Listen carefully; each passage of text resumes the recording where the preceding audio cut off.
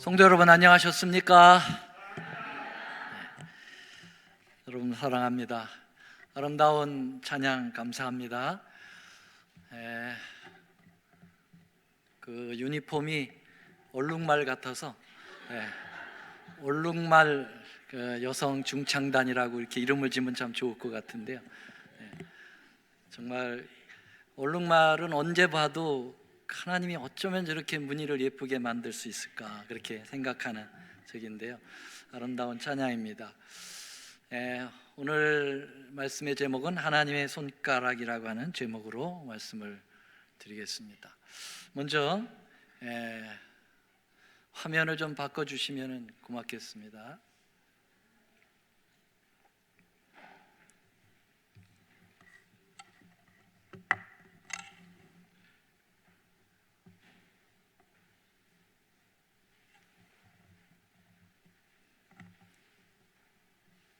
화면이 안 나오나요?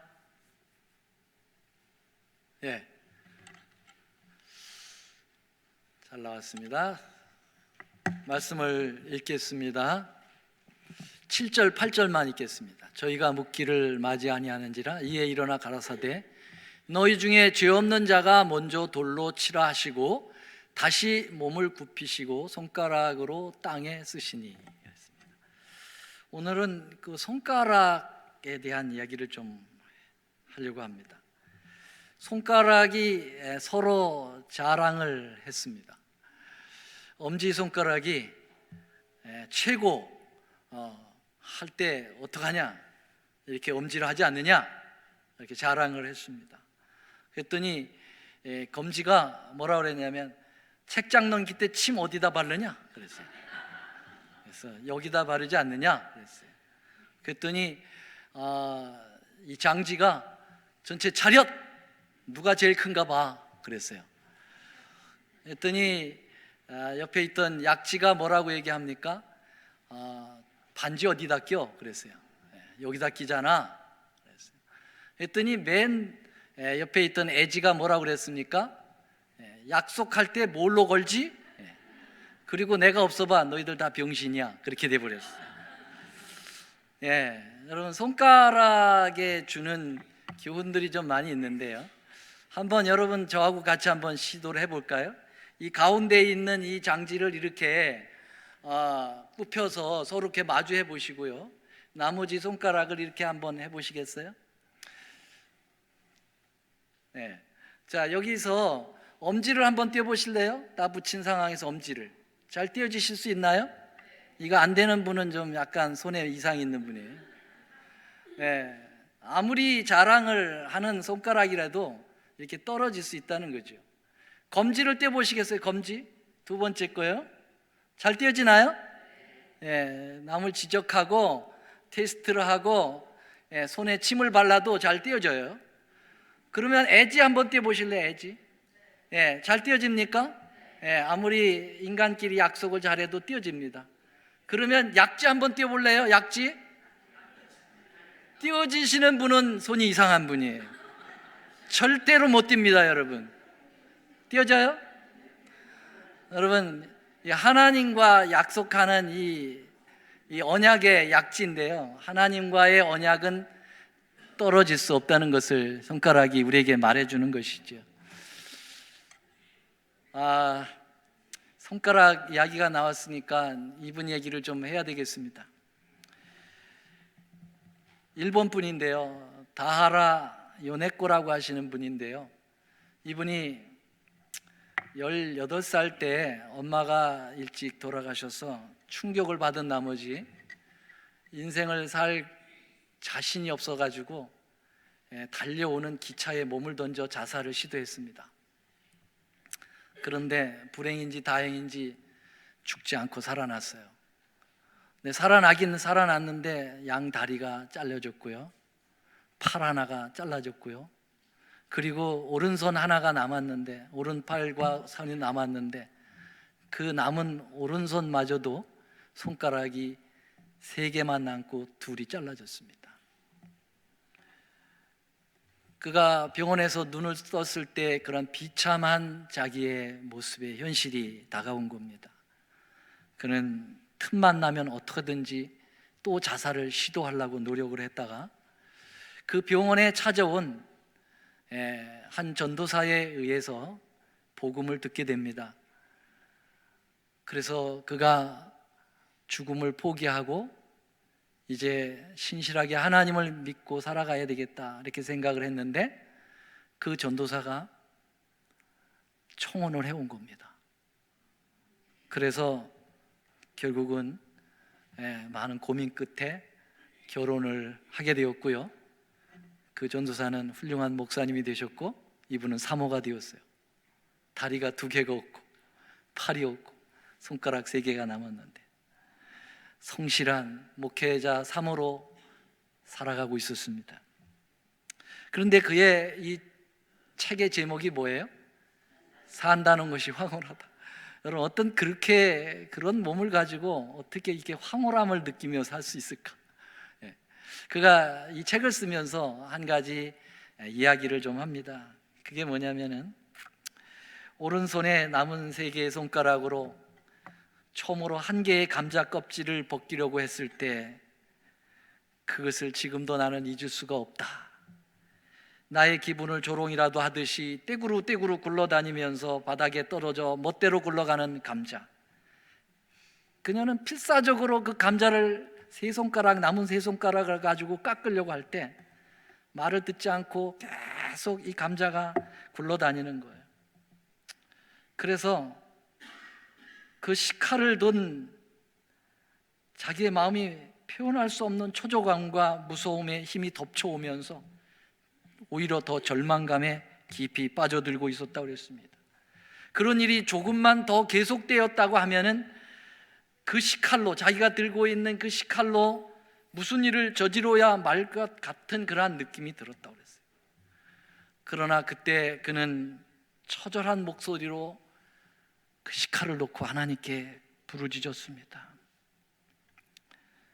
하나님,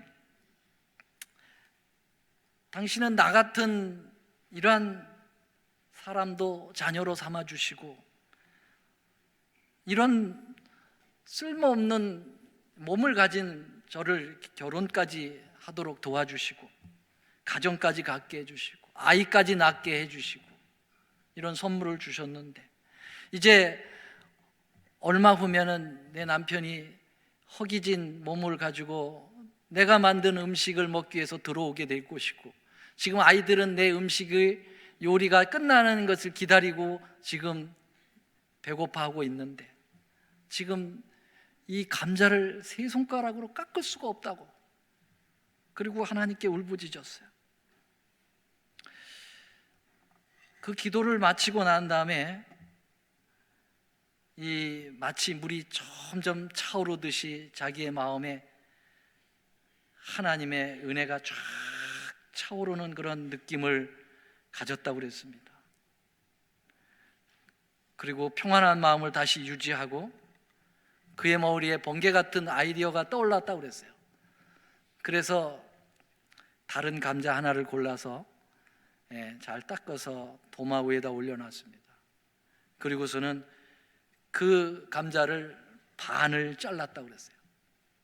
반을 먼저 자르고 그 반 잘라진 감자를 2개를 도마 위에다 딱 올려놨는데 그리고서는 하나씩 깎아 나가는데요. 그 도마에 감자가 딱 붙어서 움직이질 않는다는 거예요. 그래서 껍질을 잘 그날 깎고 그것으로 음식을 만들어서 남편과 자녀들에게 제공을 하면서 그는 거기에서 승리감을 얻고 우리 하나님에 대한 그 은혜를 진심으로 감사를 했다고 그 시절을 그는 이 책에 기록하고 있습니다. 나는 그날 저녁 식사를 즐거운 마음으로 열심히 만들었습니다. 그러나 몇 년 전만 해도 나의 인생에 이렇게도 깊은 만족감과 충실감을 맞아볼 수 있을 것이라고는 상상조차 하지 못하고 살아왔습니다. 이러한 삶이 진정한 삶이 아닌가 하고 생각할 때 감사와 희망의 눈물이 다시금 앞을 가려왔습니다. 산다는 것은 황홀한 것입니다. 하나님께서는 사람의 손가락 3개를 사용하셔서 감자를 깎게 하시고, 그것에 깊은 감동을 갖고 간증의 글을 쓰게 해서 책을 쓰게 하고, 그것을 읽는 사람들로 하여금 많은 감동을 끼치게 하신 분이 하나님이십니다. 그런데 하나님께서는 사람의 손가락이 아닌 당신 자신의 손가락으로 결정적인 사건을 성경에 많이 이루어 놓으시고, 우리들에게 위대한 하나님의 은혜를 베푸신 일들을 우리는 성경에서 보게 됩니다. 먼저 하나님의 손가락이 우리를 위하여서 하신 일이 무엇일까요? 그것은 세상을 창조하신 것입니다. 우리 하나님이 세상을 창조하실 때 사용하신 것은 말씀이라고 되어 있습니다. 하나님이 가라사대라고 말씀하셨잖아요. 그래서 시편 기자는 33편 6절에 여호와의 말씀으로 하늘이 지음이 되었으며 그 만상이 그 입기운으로 이루어졌다라고 표현하고 있습니다. 또 9절에는 저가 말씀하심에 이루었으며 그렇게 말씀하셨습니다. 그런데 여러분, 똑같은 시편 8편에 보면은요, 이 기자는 이렇게 노래합니다. 다 같이 한번 읽어볼까요? 시작. 주의 손가락으로 만드신 주의 하늘과 주의 베풀어 두신 달과 별들을 내가 보니. 물론 시적 표현입니다. 하나님께서 손가락으로 하늘과 땅과 별들을, 달들을 창조하셨다, 그렇게 말씀하셨습니다. 말씀으로 창조하셨다는 표현보다는 어쩌면 저는 손가락으로 만드셨다라고 하는 그런 표현이 상당히 더 마음에 와닿는데, 여러분 어떻게 생각하십니까? 뭐 교리적으로 말씀으로 했느냐 손가락으로 했느냐 이거 따지기 전에 하나님께서 손가락으로 이 세상을 만드셨다, 참 좋은 표현이죠. 여러분들이 그 로마에 가면은 그 바티칸 안에 시스틴 그 성전이 있는데요, 성당이 있는데 그 천장에다 미켈란젤로가 위대한 작품을 남겼죠. 천지창조인데요, 이 천지창조에 보면은요, 아담을 창조하시는 하나님의 모습이 잘 그려져 있습니다. 그래서 아마도 시편 8편 3절의 말씀을 기억하고 그렸을 것 같아요. 아담을 하나님의 뭘로 지금 창조하십니까? 손가락으로 이렇게 창조하시는 장면이 나옵니다. 아담의 손가락과 하나님의 손가락이 맞닿는 곳입니다. 참 아름다운 모습입니다. 주님의 손가락으로 만들어진 표현이 훨씬 더 정감이 갑니다. 우리의 삶이 주님의 손가락과 연결이 되어 살아가면 얼마나 좋겠습니까? 우리의 모든 삶이 주님의 손가락을 따라 산다면 얼마나 좋을까요? 우리의 삶 속에서 하나님의 창조의 사역이 그에 속해서 나타나리라고 생각합니다. 그런데 그 손가락 끝에 주님의 손가락이 연결되어 있다면 항상 우리는 놀라운 창조의 삶의 역사를 우리도 표출할 것이라고 믿습니다. 주님의 손가락이 다시 또 우리를 위하여 역사를 일으킬 때가 있었습니다. 혹시 여러분 기억나세요? 주님의 손가락이 또 그 다음에 무슨 역사를 이루셨을까요? 네, 십계명을 주님께서 손가락으로 기록하셨습니다. 우리가 가지고 있는 개역 개정판, 우리가 지금 찬미가하고 같이 이렇게 합본으로 되어 있는 이 성경은 개역 개정입니다. 우리가 옛날에 쓰던 것은 개역 성경이고요, 이 개역 개정판에 이렇게 표현되어 있습니다. 여호와께서 두 돌판을 내게 주셨나니 그 돌판의 글은 노란 글씨, 다 같이요, 시작. 하나님의 손으로 기록하신 것이요, 그렇게 얘기했습니다.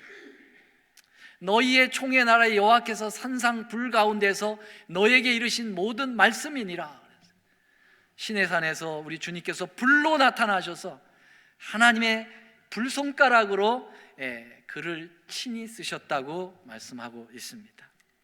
여러분, 신명기 4장 13절에는 이렇게 말씀하셨습니다. 여호와께서 그 언약을 너희에게 반포하시고 너희에게 지키라고 명하셨으니 곧 뭐라고요? 십계명이라. 두 돌판에 친히 쓰신 것이라 그랬어요. 여러분, 십계명은 하나님께서 손수 기록을 하셨다고 여러 번 강조를 했었습니다. 모든 성경은 다 사상 영감입니다. 하나님께서 택하신 종들을 통해서 그 사상의 영감을 주셨습니다. 그래서 이 종들을 통하여 영감을 받은 대로 그들의 역사적 배경, 그들의 학문적 배경, 그들의 개인적인 배경과 함께 성경을 기록하는 사상 영감으로 성경이 기록되었습니다. 그러나 여러분, 또 어떤 분들은 축자 영감서를 주장합니다. 모든 성경은 하나님께서 그 글자에다가 영감을 주셨다, 그렇게 표현하는 축자 영감서를 주장하는 사람들도 있습니다. 그러나 하나님은 펜에다가 영감을 준 게 아니라 종들의 사상에다가 영감을 준 것입니다. 그러나 성경에 유일하게 축자 영감이 있는데요, 그 축자 영감은 바로 십계명입니다. 십계명은 하나님께서 종들을 통해서 기록하게 하신 것이 아니라 당신이 직접 기록을 하신 것입니다.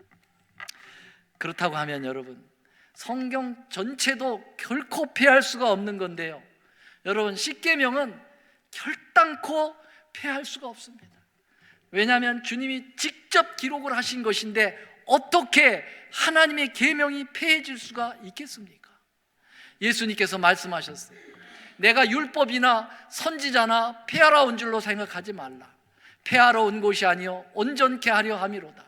진실로 너에게 이르노니 천지가 없어지기 전에는 율법의 1.1핵이라도 반드시 없어지지 아니하고 다 이루리라. 여러분, 이 엄청난 이 사실, 이 진리를 어떻게 이 대낮 천지에 획도 아니고 문장도 바꿔버리는 일들이 이루어지고 그것을 그대로 하나님 말씀대로 순종하며 지키는 무리들이 왜 이단으로 서야 되는지 이해가 할 수가 없습니다. 여러분, 하나님께서 손으로 하신 일들은 대단한 일들을 하시는 것입니다. 천지가 창조되고 여러분, 율법이 기록되어 있는데 어떻게 그것을 인간이 회의를 통해서 여러분 자기들의 사상에 통해서 하나님의 계명이 바뀐다고 말씀할 수 있겠습니까? 여러분, 이것은 천인공노할 일이에요. 이것은 하나님의 절대적인 하나님의 권위를 무시하는 행동이 아니고서는 있을 수 없는 일입니다.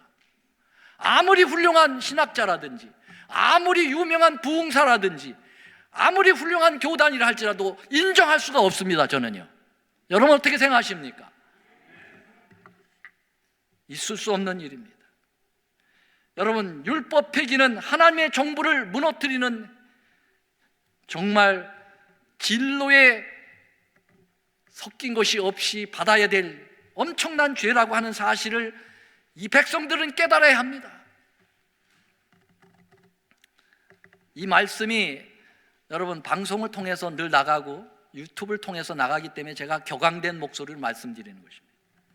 한 나라의 율법이 없어지면 그 정부는 없어지는 겁니다. 여러분, 그래서 무정부 상태가 되는 것이죠. 무정부 상태는 무서운 것입니다. 여러분, 율법주의도 안 되지만은 율법 폐기도 안 됩니다. 양극단으로 흐를 필요가 없습니다. 왜냐하면 하나님이 손가락으로 친히 기록하신 고귀한 하나님의 뜻이기 때문에 그렇습니다. 하나님의 법에는 하나님의 마음이 담겨져 있는 것입니다. 하나님의 손가락에는 하나님의 마음이 담겨져 있다고 하는 사실입니다. 여러분, 이 말씀 한번 같이 읽어볼까요? 시편 40편 8절입니다. 시작. 나의 하나님이여, 내가 주의 뜻 행하기를 즐기오니 주의 법이 내 심중에 있나이다 하였나이다. 여러분, 우리 하나님의 손가락이 우리의 마음에 기록을 하고 있다는 사실을 기억하셔야 될 것입니다. 왜냐하면 하나님의 법이, 하나님의 뜻이 하나님의 법에 있기 때문에 그렇습니다. 또 하나님의 손가락이 또 역사를 이룬 때가 있었습니다. 그때가 언제 있었을까요? 바로 다니엘 시절이었습니다. 바벨론의 준엄한 멸망을 선고하실 때 주의 손가락이 다시 나타났다고 하는 사실이죠. 여기 다니엘 5장 4절부터 보면 무리가 술을 마시고는 그 금, 은, 동, 철, 목석으로 만든 신들을 찬양하니라. 그때에 사람의 손가락이 나타나서 왕궁 촛대 맞은편 분벽에 글자를 쓰는데 왕이 그 글자 쓰는 손가락을 본지라 이에 왕의 즐기던 빛이 변하고 그 생각이 번민하여 넓적다리 마디가 녹는 듯하고 그 무릎이 서로 부딪힌지라. 여러분, 몸체가 없는 손가락만 나타난 거예요. 하나님의 거룩한 성전에서 가져온 기명, 바벨론이 예루살렘을 멸망시킬 때 그 성전에서 탈취해 가져온 하나님의 거룩한 제사를 드릴 때만 사용하는 그 거룩한 기명에다가 술을 따라 마시고, 그리고 하나님의 그 외에는 다른 신을 섬겨서는 안 될 금, 은, 동, 철, 목까지 모든 것을 섬기면서 하나님을 노골적으로 신성모독하는 이 사람들 앞에 손가락이 나타난 것입니다. 글을 쓰는 것입니다. 여러분, 그것이 얼마나 무섭던지 이 왕은 넓적다리가 서로 무릎이 부딪힐 정도로 떨었다 그랬습니다. 여러분, 그 손을 여기 성경에는 사람의 손가락이 나타났다 그렇게 표현했지만은 사실은 사람의 손가락이라기라는 보다는 사람의 손가락과 같은 그러한 묘사라고 볼 수가 있겠습니다. 하나님께서 쓰신 것입니다. 왜냐하면 바벨론의 멸망을 어떤 다른 인간이 선언할 수가 없습니다. 하나님이 선언하시는 거죠.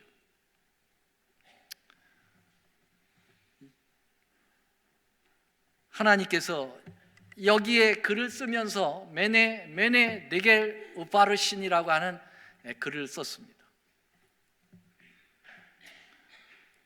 바벨론의 멸망을 예고한 겁니다. 이 글을 다 해석하고 마치는 순간 바벨론은 멸망했습니다.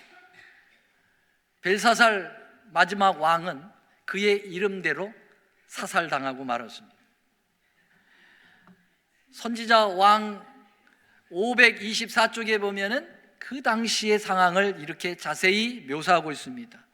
주연, 다시 말하면 술잔치가 그 절정에 달았을 때 한 핏기 없는 손이 나타나 왕궁벽에 불처럼 빛나는 글자로 많은 군중에게는 알려지지 않았으나 지금 양심의 가책을 받은 왕과 그 빈객들에게는 운명의 전조인 말을 기록하였다. 바벨론은 그날 밤 제삿날을 맞이한 것입니다.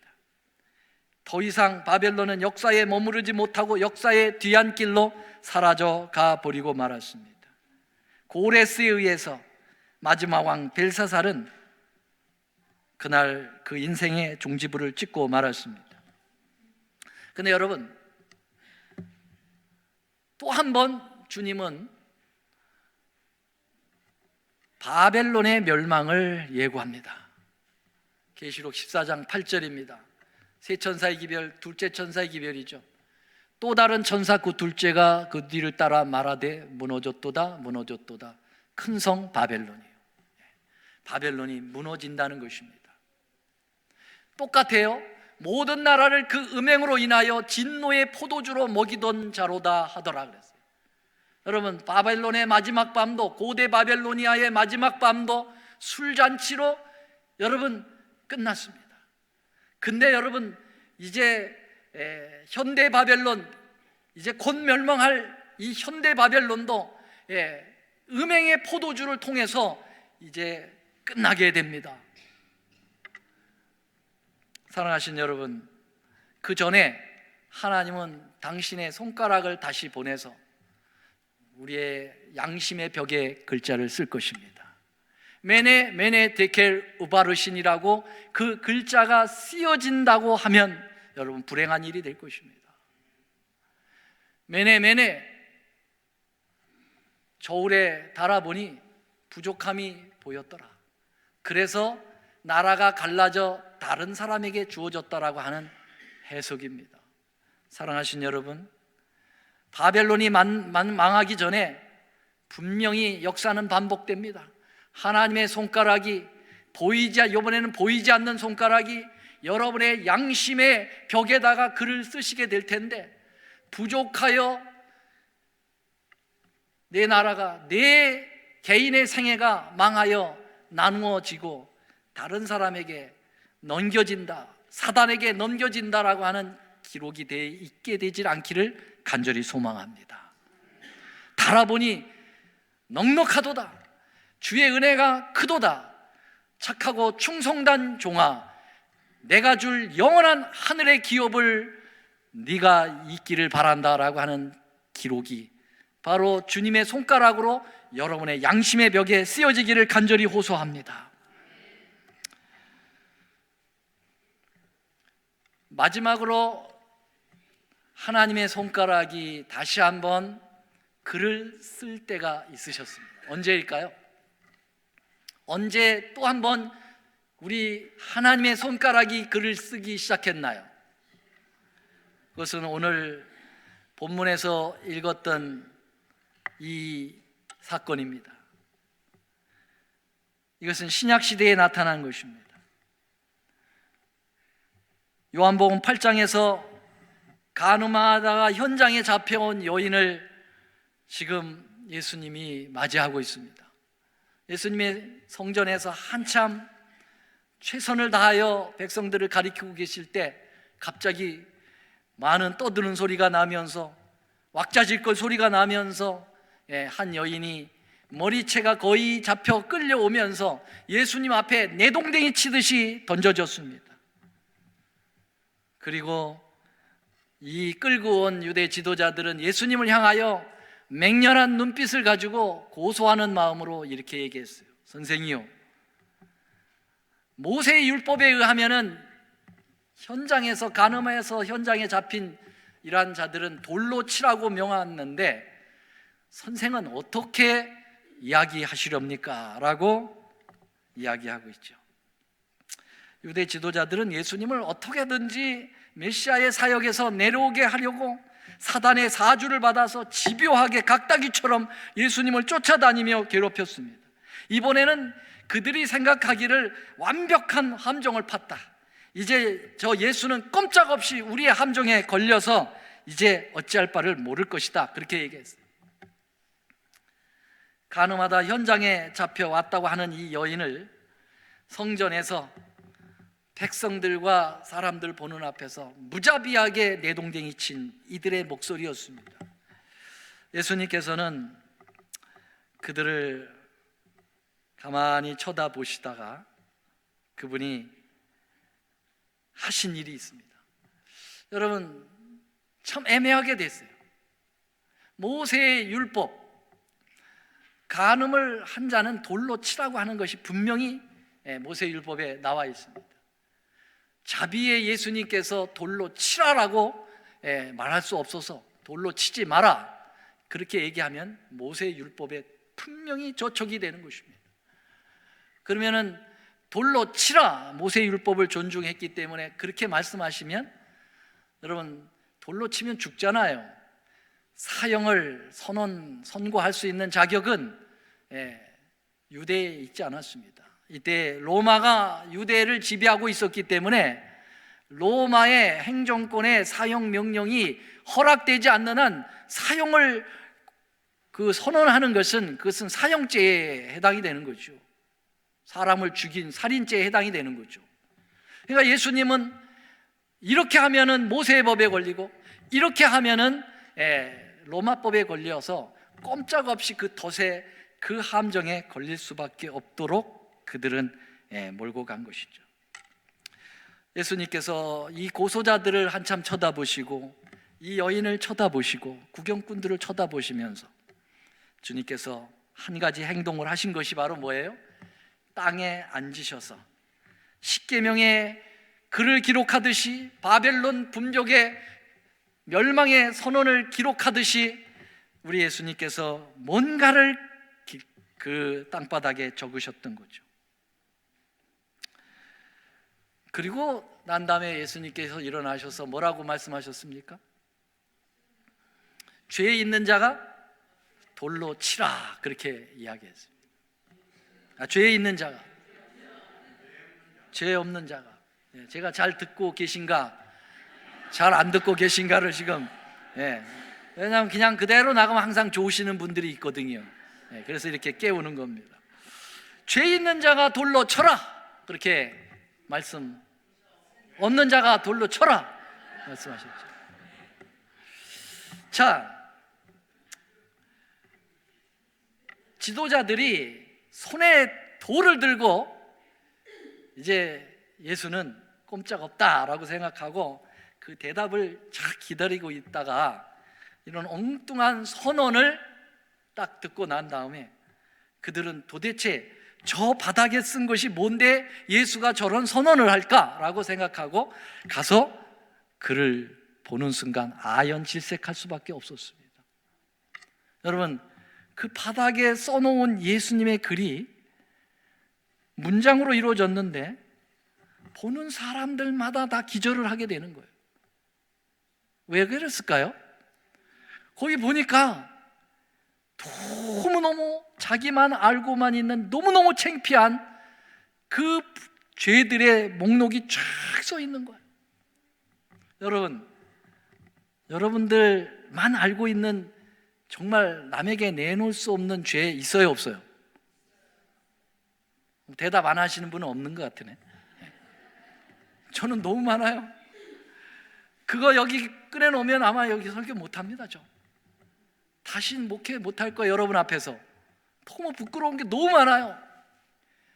정말 저희 집사람도 모르는 거 굉장히 많아요. 너무너무 창피해요. 그거 지금 그냥 생각만 해도 부끄러워요. 저요. 여러분, 그게 사람들 보는 앞에서 다 이렇게 글씨처럼 여기 제 제목이 다 써 있다고 하면 어떡하겠어요? 여러분, 그 자리에 있겠습니까? 결코 있을 수 없어요. 보는 사람들마다 다 자기의 죄를 보는 겁니다. 거기서 예수님께서 이적을 베푸신 거예요.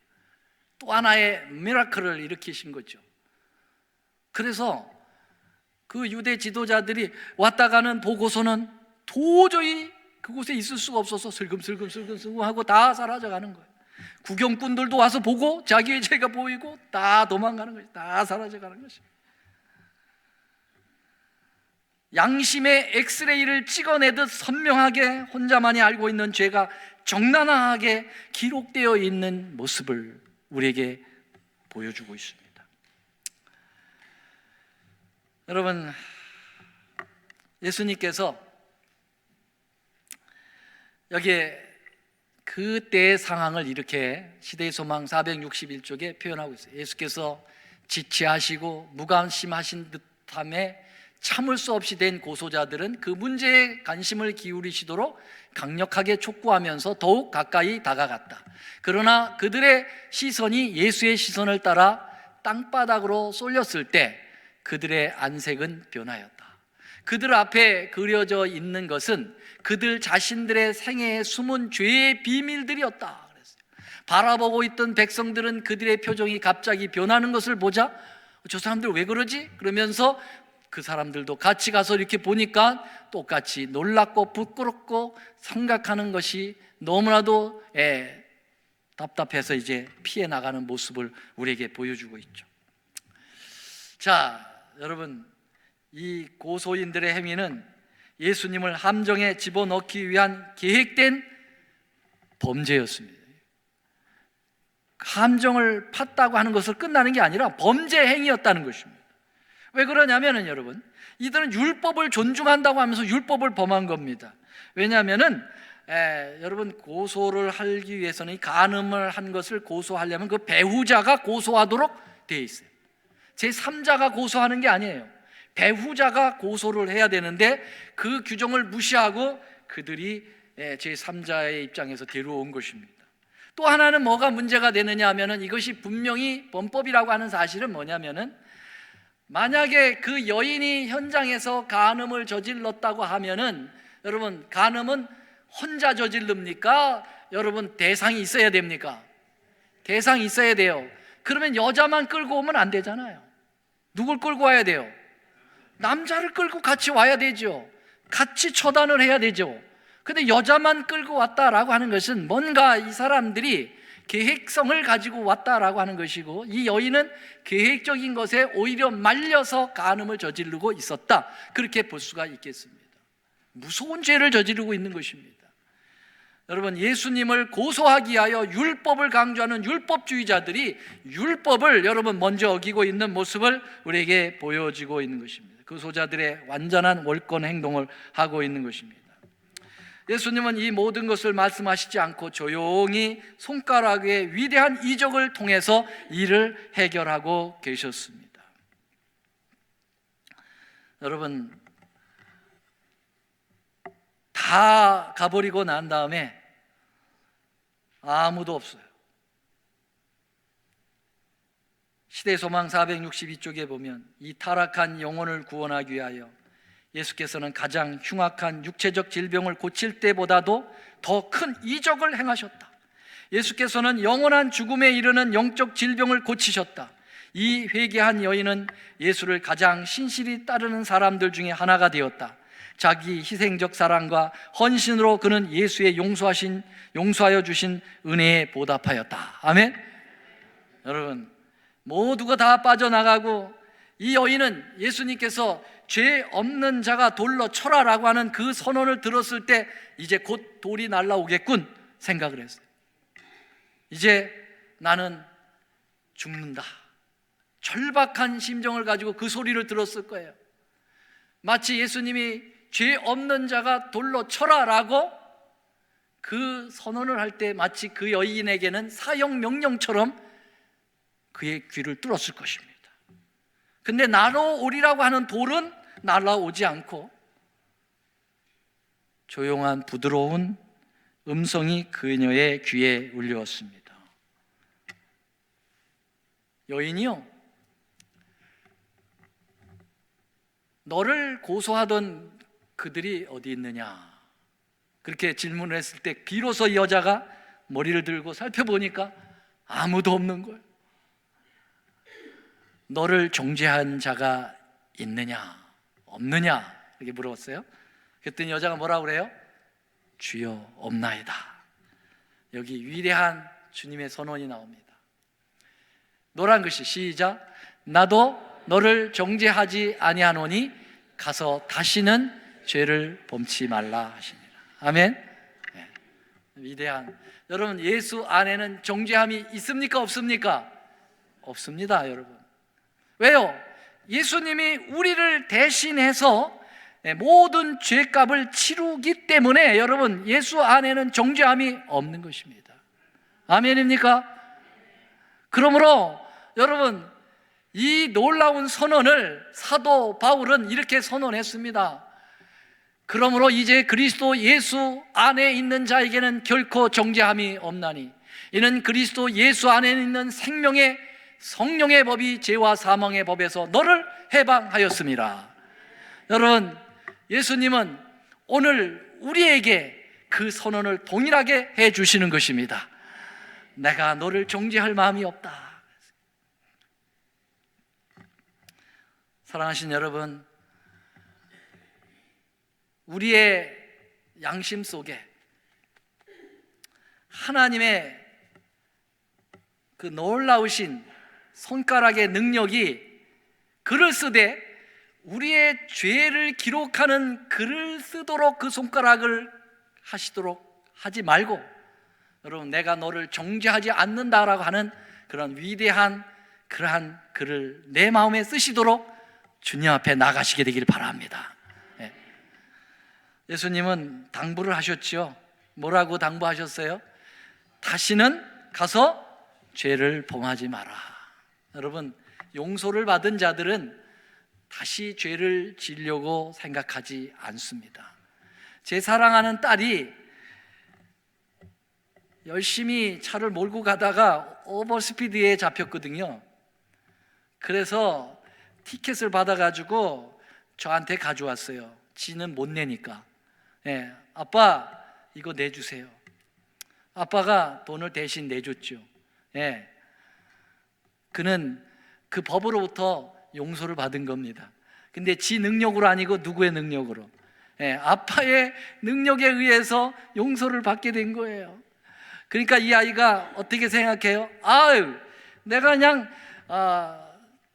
교통법규를 어겨서 벌금을 받으면 아빠가 즉각 내주니까 예, 마음대로 또 내가 해야 되겠다, 그렇게 생각하는 딸이면 정신병자지. 예.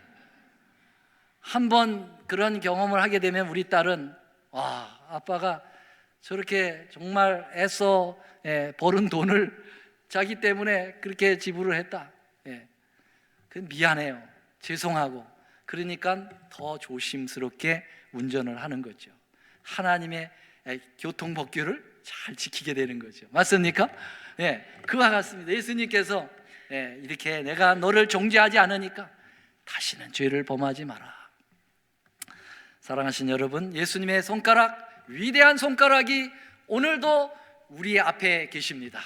그 손가락에 여러분의 손끝을 맞대시고 위대한 하나님의 역사와 사랑을 만끽하시고 그것을 또 많은 사람들의 자비의 손가락을 베풀어서 그 사람들에게도 아름다운 사랑의 삶이 펼쳐지도록 함께 노력하시는 여러분과 제가 되기를 간절히 바라면서 말씀을 드리겠습니다. 아멘. 사랑의 하나님, 주님의 손가락은 위대하십니다. 천지를 창조하시고 우리 인류를 위하여 계명을 주시고 또한 악을 멸망시키는 선언도 해주시고 죄짓고 어찌할 바를 몰라 죽을 수밖에 없었던 한 여인을 건져내 주시는 위대한 자비의 손가락이십니다. 주님의 손가락을 찬양합니다. 주님의 손가락이 우리를 재창조하시도록 그 역사가 이루어지시도록 우리 마음을 열게 하여 주시고 우리 안에 있는 죄악이 심판받도록 우리에게 경고의 글을 남겨주시고 주님, 죄에서부터 우리가 영원히 해방받도록 주님께서 은혜와 용서의 아름다운 손가락의 위대한 역사를, 위대한 이적을 저희들에게 나타내 주시옵소서. 이제는 우리 하나님의 크신 사랑과 예수 그리스도의 놀라우신 은혜와 성령님의 감화교통하심이 주님을 사랑하고 주의 나라에 가기를 원하여 이 자리에 주님 앞에 예배드리는 모든 하나님의 백성 위에 지금부터 영원까지 함께 하옵시기를 우리 구주 예수님의 이름으로 간절히 축원하옵나이다. 아멘.